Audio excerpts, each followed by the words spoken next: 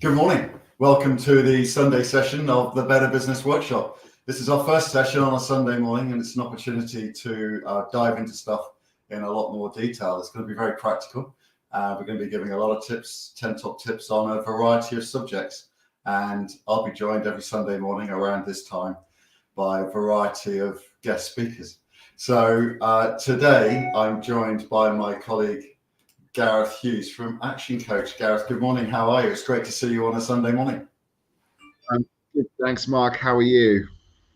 Yeah, absolutely brilliant. Nice to be here on a Sunday morning, actually, although it was a bit of an early start this morning. I was up for the Australian Grand Prix. I don't know about you. It was a good win for Leclerc, right? For Ferrari? Yeah, it was indeed. Yeah, kind of a dominant performance, I think. Anyway, Gareth, we're going to be doing, it's brilliant to see you. Thank you so much for joining on a Sunday morning. We're going to be looking at 10 tips around how to increase productivity, right? Yeah, and this is such an important subject. And I'm sure people coming to the end of the weekend, they have the best of intentions on a Monday. And they are the ones that, I'm definitely going to start this tomorrow. I'm definitely going to do that tomorrow. And then tomorrow comes and you hit the snooze button and you pull the covers back and it just doesn't happen, right? Yeah, totally. And how often do we hear, I hear it all the time, I wish I had more time, or I wish I could do more things, or I'm just kind of constantly firefighting. I hear it all the time from business owners that I'm working with, and I'm sure you must hear that too. Yeah, absolutely. It's the number one thing, really. And it's amazing how a lot of the time it's just activity, right? It's just, at the start, it's doing something, Yeah, right? yeah, absolutely. And yeah, it's amazing how people miss that, in every area, marketing, sales, personal life. It's just activity. Yeah, absolutely. All right, Gareth, look, we've got some slides here. We're not going to kind of spend the next 20 or so minutes looking at slides, but we'll kind of flick backwards and forwards. It's more about kind of sharing practical content. By the way, folks, there's going to be a ton of this stuff over in our VIP groups. I'll put the links to them after this session, but come and join us over in the Better Business Workshop. That's where all of our great content is. And that's a place for business owners that are just kind of frustrated that they can't kind of make progress, or they're struggling with stuff, right? So there's a ton of great content over in the Better Business Workshop. If you're struggling with something, come and share your problems. Come and tell us what it is that you need help with. And there's a whole community of people over there to kind of get help to kind of crack these issues. Okay, don't just kind of suffer in silence. Come and join us in the group and come and get the help that you need. All right, Gareth, let's dive into some of these slides. So what have we got? What have we got over here? So we're going to be looking at. So just struggling with clicking the right things, clicking on how to be more productive, right? Yeah, absolutely. And like I was saying before, a lot of the time it's just activity. You'll be surprised how many business owners I speak to who say, "Oh, I sent out their email, and all of a sudden people got in contact to use us, or I did this bit of networking, and I got some good conversations, I got some sales, or I put out." I know it's hard for me to say this, because at one end, it's not just about one networking event or one post or one email, but it's about all of that activity. But that is just the starting points. One networking event, one email, one post, that is just the starting point. And it's like I was saying earlier, that is just one part of activity that needs to be completed, but it's a good start, right? And it gets the ball rolling.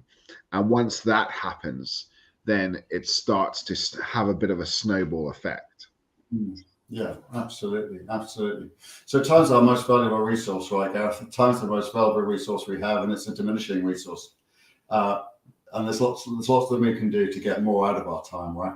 And that's what this session is going to be all about. So 10 practical tips to get more out of the time that we have. Yeah, absolutely. And think about think about how, the language we use around time as well. Like you and I have said on a often enough now. We always talk about spending time, right? Yeah. Using time, that kind of thing. And if we flicked that around a little bit and said about investing time or leveraging time, then it's a whole different conversation, a whole different mindset as to how you use your time. Yeah, absolutely. We often talk about time as being like money, right? But we seem to kind of allow people just to kind of help themselves to our time, but not in the way that we'd allow them to help themselves to our money, right? So what if we shifted our mindset and thought of time like money, like you said, Gareth, exactly those words: spending time, making time, investing time. The thing is with time, it's a diminishing resource, right? We can't get more of it, so we have to use the time that we have wisely. Jim Rohn had something to say absolutely. about that. Yeah, totally. And he said it there, activity leads to productivity, and it does. It's taking that action. It's doing that thing. It's making the list. When people say, "Hey, I just don't know where my time goes," one of the things I say to them is, well, how good are you at planning your time? Right. Like not just your day, or not just what you would like to achieve, but actually planning every single half hour of the day. And not almost 100% of the time. In fact, I'm willing to say 100% of the time, people who say to me, I just don't know where my time goes, and I say, or how do you plan your time? They say I don't, right? Yeah. And that's the thing. Okay.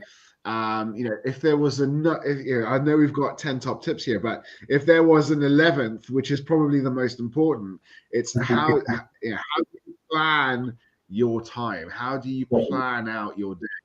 And how disciplined are you at doing that? Because this is the second part of that, is the people who I get them to plan their time for a week, and they go, "This is brilliant. This has been the most productive week I've ever had." I go, "Okay, are you still doing it?" Oh no. Right. So, it's like you got to plan it, but then you got to be disciplined with it as well. Yeah, absolutely. All right, good. Okay, here we go. So the first thing, as Jim Rohn said, activity leads to productivity, right? The first thing is do something. There needs to be a roller banner behind us. The biggest risk you could take is to do nothing, right? And you've said that. So the first thing is to do something. The next thing is to do the right thing, right? Yeah, absolutely. It's identifying that those activities which are the most profitable activities for you, and Jim Rohn broke it down as well into different areas. Money now, money later, right? What is going to earn me money right now, and then what if I'm not doing that? What is going to lead to me earning money in the very near future, right? So money now, money later is a great way, and money now is the thing that you're actually doing. If you're a marketer, it's doing marketing work. If you're a salesman, is actually selling. That is the money now part. If we're talking about money later, okay, what activity is going to lead to there being money later? So for you and I, it's coaching, right? Coaching is the money now, right? Marketing and sales is the money later. Yeah, absolutely. Right? Does that make sense? Yeah, Stephen Covey, in his book 7 Habits of Highly Effective People, talked about urgent and important activities, right? So things that are so the money now and the money later is the difference between working in the business now and working on the business later. By working on the business is creating strategic capability for long range sustainable advantage, right? Yeah, absolutely. And you can talk about also, I know Covey did it. I know, sometimes we call it the Eisenhower matrix. I don't know if Eisenhower actually used it or invented or what. There's a lot of different stories around it. But urgent and important, we don't want to be in that box for that long, because that is us firefighting. We want us to be important but not urgent, right? That's the box that we want to spend 80% of the time in. And we want to make sure that happens. If we're in urgent and important all the time, that means we're not working on the business. That means we are becoming a slave to the business. Love that, Gareth. All right, here we go. Here comes tip number 1. Make more time, right? Yeah. I mean, it seems obvious, right? And people, it really gets to me when people say, "Oh, I was in a real rush for work this morning," or "I was in a real rush to get to the office this morning," or something like that, or they make excuses like the traffic made me late, right? The traffic didn't make you late at all. You made you late, right? Yeah. And it's the whole thing of, "Oh, I just need an extra 5 minutes. Get up 5 minutes earlier, right?" Yeah. Or I didn't have the 10 minutes to have breakfast this morning, right? We'll just get up 10 minutes earlier. Am I being too harsh here? Because I genuinely don't understand why people don't do this, right? No, definitely not, Gareth. I'm a massive believer in the phrase "win the morning, win the day." Get up early. I get up at 5:30 every day. Yeah. I'm in the gym at 6 o'clock 3 times a week. Get up early and do stuff. Make time. Yeah, I'm a morning person. I tend to be more productive first thing in the morning. I tend to do the tough things first.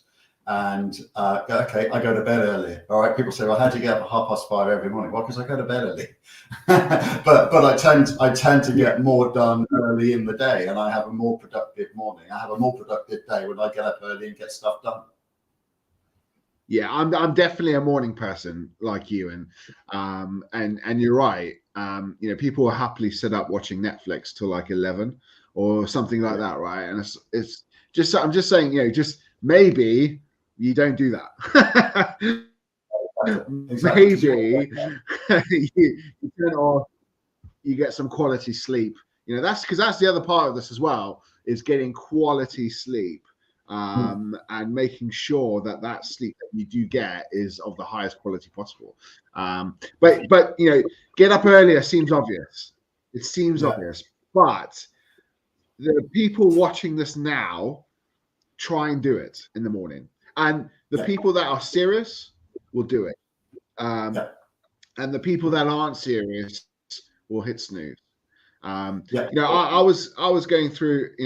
I lost a lot of fitness when I left the forces and all that kind of stuff. And I said to my own coach at the time, this was a few years ago now, I said, "Look, I know that getting up and going for a run is good for me. I know I'm going to be a better person because of it.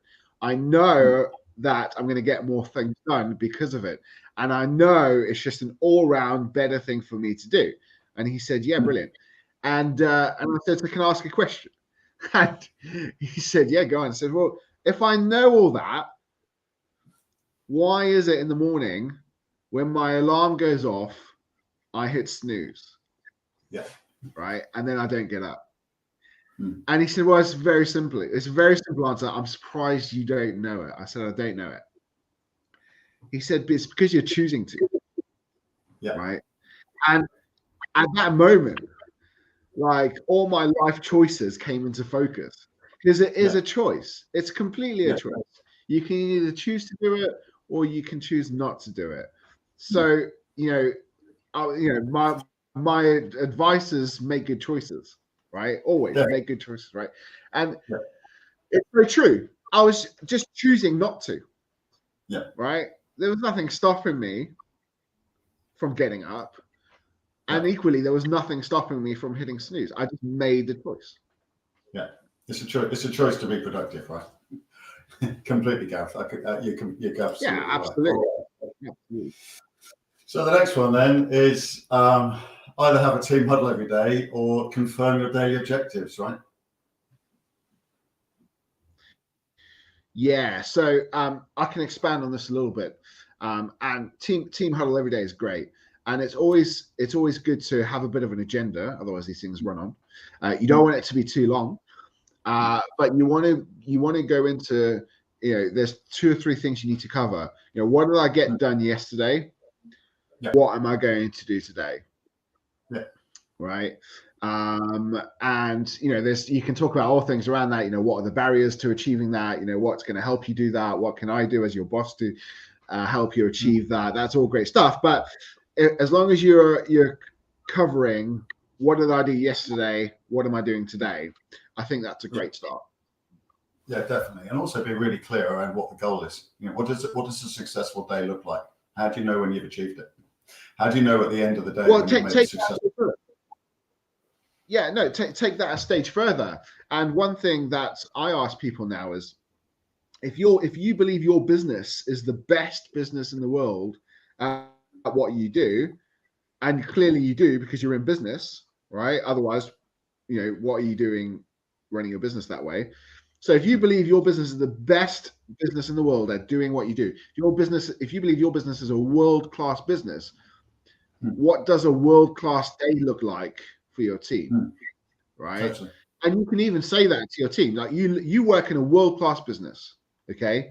So what does a world-class day look like for you, right? Not just good, not just okay, not just achieving. What does world-class look like to you at the end of the day, right?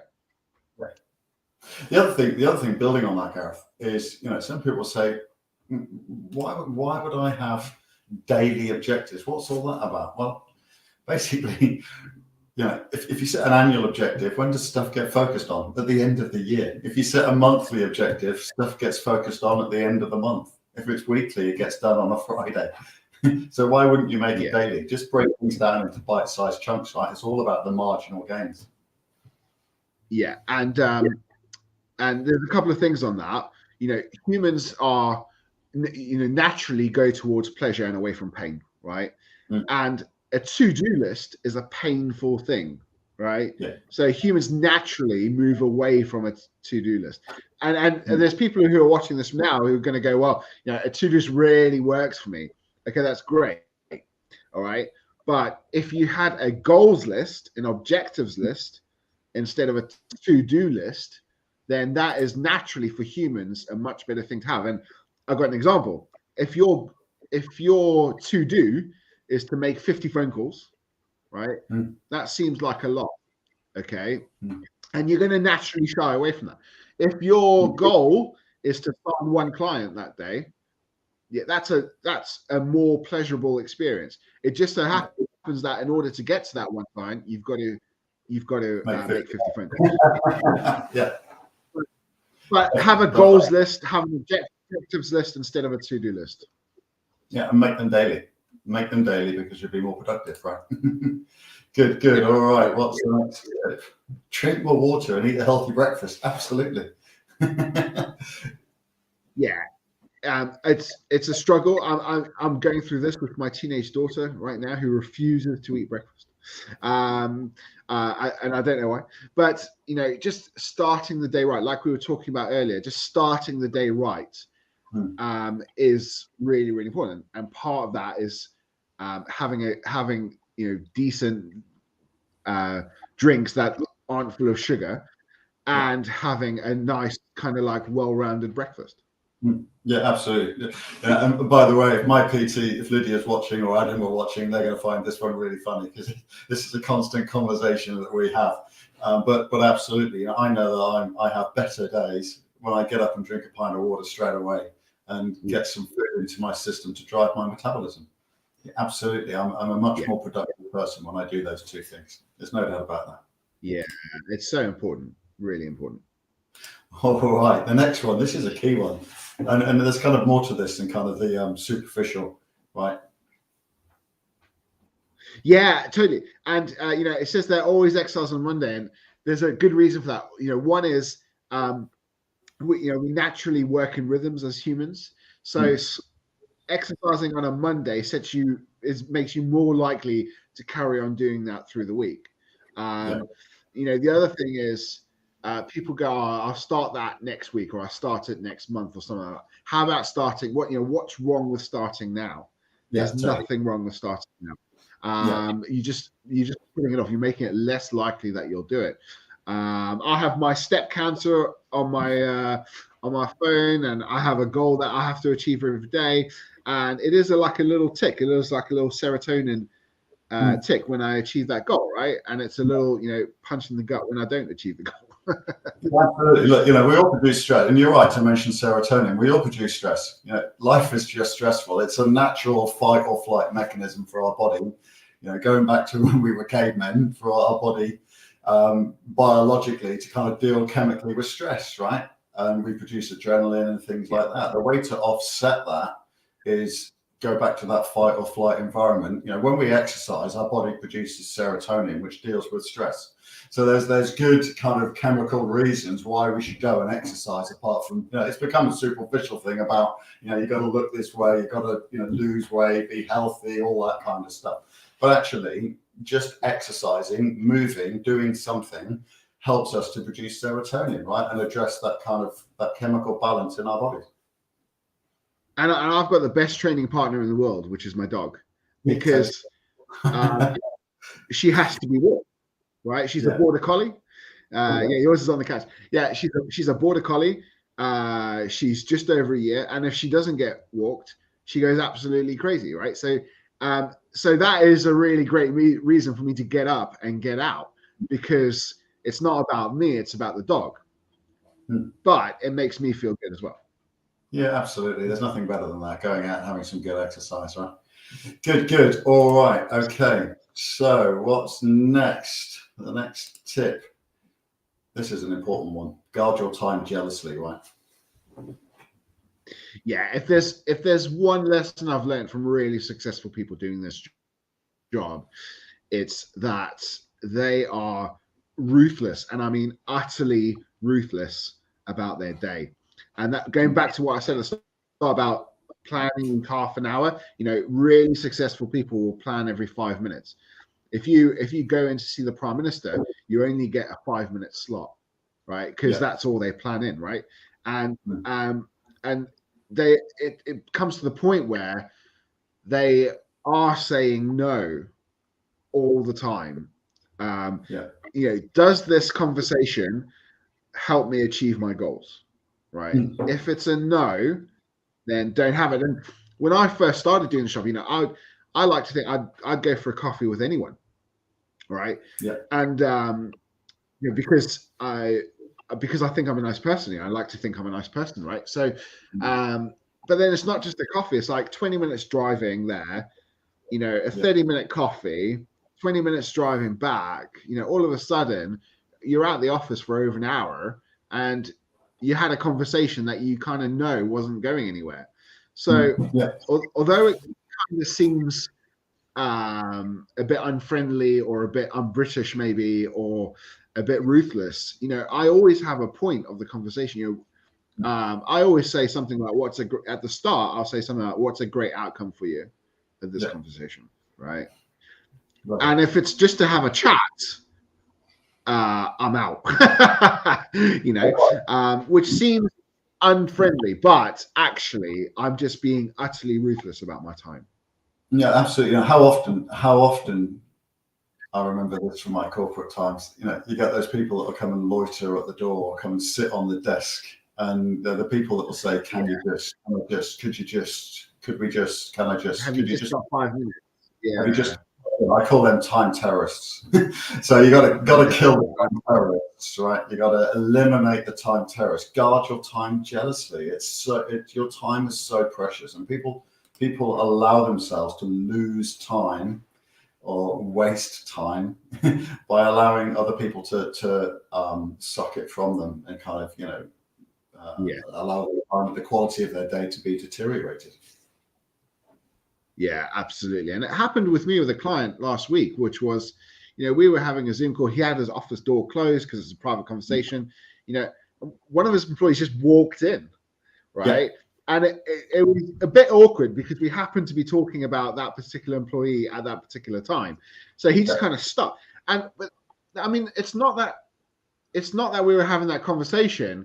It's that the employee just felt it was okay when the door was closed to walk in. It's a completely different culture, right? It's like, what have you done that enables that culture to take place? Because that's not a good thing, right? No. Yeah. How has that employee been trained in the business owner's behaviour? They've trained that employee to believe that intruding when the door's closed is okay. Yeah, I mean, I have a sign which says, which I hang on the door, and it just says, "Do not disturb unless the building is on fire." Right, and that is everybody's notice that what I'm doing right now is really important, and unless somebody is going to die, do not come through this door. Totally. That's my thing. Definitely. So kill the time terrorists, right? Guard your time jealously. All right, here's a good one. List your distractions, rank them, and action them. Yeah, totally. And when I first start working with a client, often I'll get them to write what they want to do in the day, as in plan those every half an hour. And then next to it, set their alarm every half an hour on their phone and list what they actually did next to what they should have done. Right. And all too often, they start off well, and then it's kind of like watching YouTube or jumping on Facebook or do something. And it's important that you identify what those distractions are and take action in order to do it. Put your phone in a different room if that's the distraction. I'm pretty sure there's a way you can block certain websites for a certain period of time on your desktop as well. Make sure if you're doing deep work that you are actually doing deep work. Totally. Eliminate the distractions. Don't leave your email open. How often does that happen? Where they've got clients have got their email open on their desktop. They're trying to do some deep work, and the email goes ping, and they'll go and look at the email instead of carrying on doing the quality work. And what it means is that the flow is disrupted. Likewise, if you're not trying to do quality work and the phone rings, that you pick it up and have a chat. Well, you can manage that, right? There's ways you can leave a voice message. You can do things like use Calendly to book slots in your diary, and make time for those distractions. Manage the distractions so that your flow is not disrupted. Yeah, and this is a great tip. With a client, he was constantly that email thing. He was constantly responding to emails. He had trained in his clients that he would respond to an email straight away. That's the behavior that he had trained. So we got him to put on his signature block. I check my emails at between 9:30 and 4:30 and 5, and I will respond between those times. So you're letting people know that I'm not going to respond straight away, but there is a time that I am going to respond. They're happy. They know they're going to get a response. You're happy because you're not checking your email, responding all the time. So if it has to come to that, we just let people know that you're not responding straight away. Then that's what you need to do. Yeah, exactly. Just manage the interruptions. Right? Love that, Gary. All right, what's the next one? This is a good one. Yeah. So often tasks can be quite daunting, and they can be quite big, and they can get to the point where you go, I just don't know where to start, right? Well, breaking it down into the component parts is part of that, and achieving one little part at a time will help you achieve the overall goal, right? So breaking things down makes it into manageable chunks, makes it easier to achieve. Definitely, Gareth. Absolutely. Divide to multiply, right? Ever more from ever less. Love that, Gareth. Yeah. Good. Okay. Yeah, absolutely. What about this one? Love this. I subscribe to Andy Bounds' email. Andy Bounds is a sales trainer in the UK. Of all the emails, the regular subscription emails that I sign up to, this is probably the one that I read the most. I know exactly when it comes out. It comes out on a Tuesday. It's called Tuesday Tips. I absolutely love it.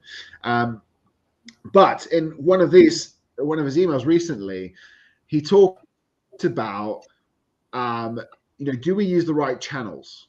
Okay. And what I mean by that is, do we have a meeting when a phone call will do? Yeah. Or do we have a phone call when an email will do? Or do we write an email straight away when actually we could have done it in the client catch-up next week or something like that, right? Yeah. And the other thing is, do I really need to be involved in this communication? Like, we get CC'd into so many emails. You know, what's actually relevant? Probably about 50%. In fact, I would say 50% is an overestimation, right? So yeah, do I actually need to be involved in this? And am I using the right channels? You know, sometimes you might need to escalate a channel. You know, you might think a phone call is right, but you get to it, you're like, actually, this needs to be a meeting. So it works both ways, but you choose the most efficient path. Yeah, absolutely. Kind of consider the right communications channel before you kind of write a lengthy email, right? Yeah, totally. More importantly, before you write a lengthy email and then CC the world, and that's very common. How many emails, how many meetings have we all been to? We're going, I didn't need to be here. Yeah, what am I here for? This is ridiculous. Yeah. Or you get to the end of the meeting and there's no actions, and you think, well, what did we discuss, right? So there's a bit around maybe we can do one in the future, but you know how we get to the point where you know, how to run effective meetings, I think is probably the point of that. But you know, if you are going to do something, make sure it's efficient, make sure it's worth your time, and just think, am I choosing the right channel here? Something I'll often say to corporate clients is when you invite, because corporates have lots and lots of meetings, right? And when their time is precious and they find themselves endlessly going to meetings, and kind of, I'll say to them, look, before you accept the invite, ask the question, why have you invited me to this meeting? What contribution do you expect me to make? And what decision do you expect me to make? And then if that can't be answered, don't go to the meeting. Yeah, exactly. Yeah, love it. Good. All right. Okay, I think we're coming to the end. Not sure how many more tips we've got. I was going to say, what number are we on? I've lost count. I think this is the last one. A couple more, I think. Okay. Penultimate one. Okay. Yeah. So just get started. Just get started, I think, is the point. And do something. The amount of times I've been in with a client and we're starting a marketing campaign or something like that, and we've talked about planning, and I get to the point where I'm just saying, just do something. Like anything you do right now is better than doing nothing. Just do something. And it comes back to, I think, when I was certainly when I was in the forces, I always said to my guys, give me, I don't want 100% solution. Give me an 80% solution, and we'll find the other 20%. The 20% will manifest itself, right? But if we know we've got an 80% solution, then that's good enough for me. Right? Let's just do it. Okay. Yeah. And it's kind of like the start now, get perfect later. Right? Just start. Just do something. Often I'll hear people say, oh, I haven't done it yet because I need to build up the motivation. Well, actually, another way to frame that, and another slant on what you just said is, look, if you know that what you need to do is important enough, very often, just by making a start will give you the motivation that you want or need anyway. Yeah, if it's important enough to do it, then make a start on doing it and the motivation will flow. How often do we just put things off because we don't feel motivated to go and accomplish them? And yet when we actually start doing it, we really enjoy doing it. Yeah, it's kind of like the gym thing, putting your gym clothes next to the bed, or just getting them out, or just get to the gym, right? Just get to the gym and then see what happens. And 99 out of 100, you get on the running machine, and then you leave the gym knowing that you've had a great time and feeling, how many times do you find yourself saying, oh, I wish I'd done that sooner? So just go and do it, because that'll happen more often. Yeah, all the time. Good. Love that. All right. One more tip there. Let's have a look.